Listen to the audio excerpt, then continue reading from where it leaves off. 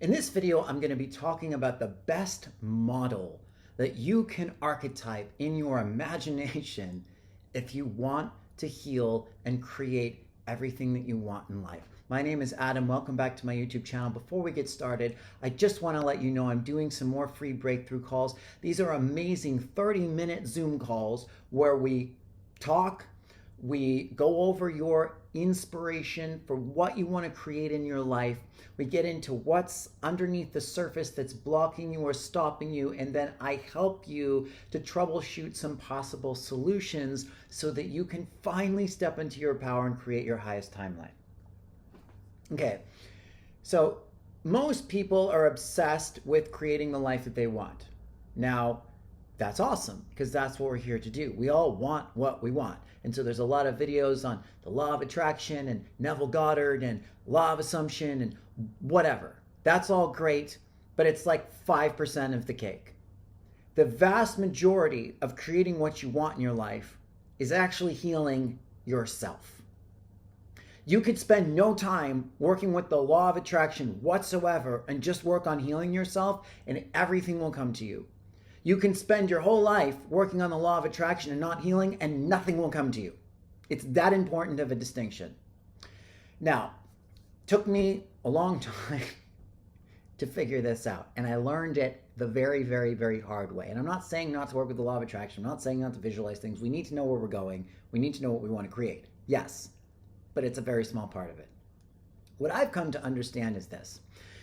The person that you want to model to create the life that you want is Houdini.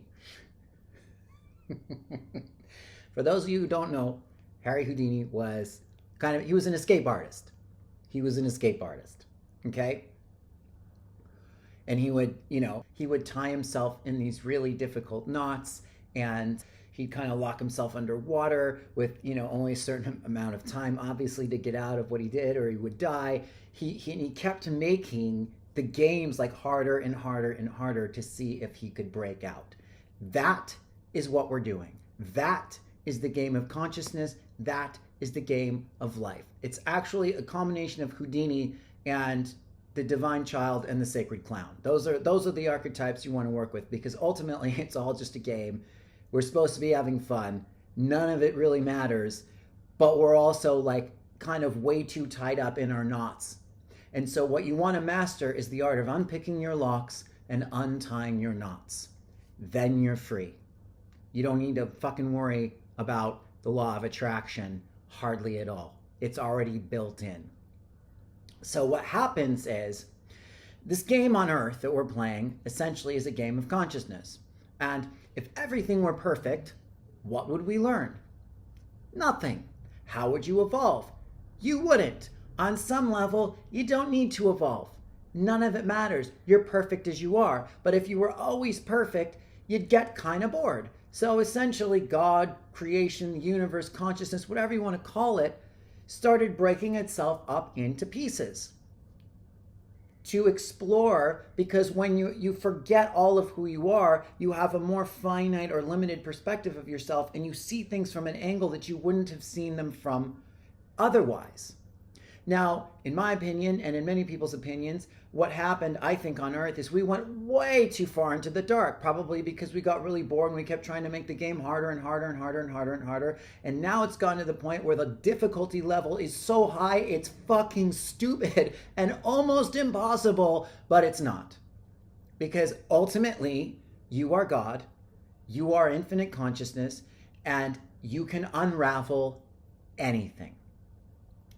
So what happens is we are these perfect beings that are also completely imperfect. We are perfectly imperfect. We are nothing but love at the core, and we have simply forgotten.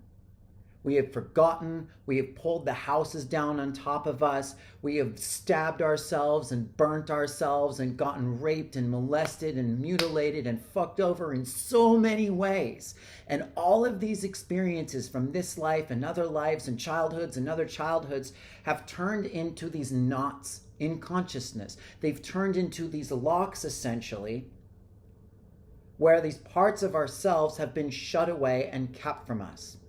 And one of the biggest things that we use to keep ourselves in these prisons is judgment. That's basically the point of religion. It was to help lock people further into these shadow aspects through judging. Because the way you heal anything is to embrace it and to love it. Doesn't matter how dark it is, doesn't matter how much shame there is. It's all just pieces of the infinite love that is you that is stuck in the dark. So if you really want to heal, you want to figure out what knots are tied in you and what locks are still keeping you in prison, and how do you start to unpick your own handcuffs. You're ultimately the one that tied these knots on a higher level.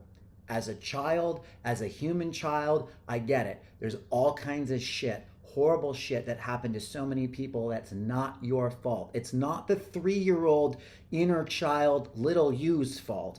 But on a higher level, where everything's fine and there is no death, and we're all just these broken pieces of consciousness experimenting and playing games with each other, and the darkest of the dark person or being is just a character in a play, it's all right. And when you understand it from that level, you can acknowledge to the human it's not your fault, but also how do I unpick these locks? And as you unpick each lock, as you untie each knot, you level up. You get like little bursts of energy. It's kind of like a video game. You know, you go through one level and then the next level and the next level, and you start to feel better and better and better. And you kind of hack your way, or like escape artist your way to love, to joy, to freedom, and to creating the life that you want. And when you do this enough, when you clear enough of your shit, enough of your trauma, enough of your karma, enough of your fear, through loving it all and becoming like a detective, becoming curious about the messages that it has for you and where it came from and why and how. Those are all the questions that you use and tools you use to unpick these knots. You might have some fear of speaking. Now, if you just like keep speaking, that's great. You want to take action to keep speaking, but there's a reference experience from childhood and sometimes from beyond that's holding that fear in place. So as a detective, you start to look, where does this come from? How did this happen? Where am I storing this memory? How is it affecting my body? What are my behaviors? These are all tools you use to start to untie your knots and unpick your locks. And as you do this, as you become an expert at this, as you become a master at this, you become like Houdini. And in essence, you then can escape from anything. You get so good that someone comes and tries to traumatize you or whatever, they tie you in another knot and you just use your escape artist skills to immediately get out. The good news is this is the life for so many of us where we do finally get out. So stop obsessing on the law of attraction. Stop obsessing on the things that you want. They're great. They are. They'll come. Find your way to freedom through being the magician, through being the escape artist that becomes so clever and tactful and knows themselves so well that they can break out of anything. And then no one, nothing can put you back in that cage or that dungeon or in your shackles ever again. Anyway, let me know how this goes. Please like and subscribe to the channel. I have a free energy clearing in the description below if you'd like to download it. Other than that, thank you so much. I look forward to next time, and bye-bye.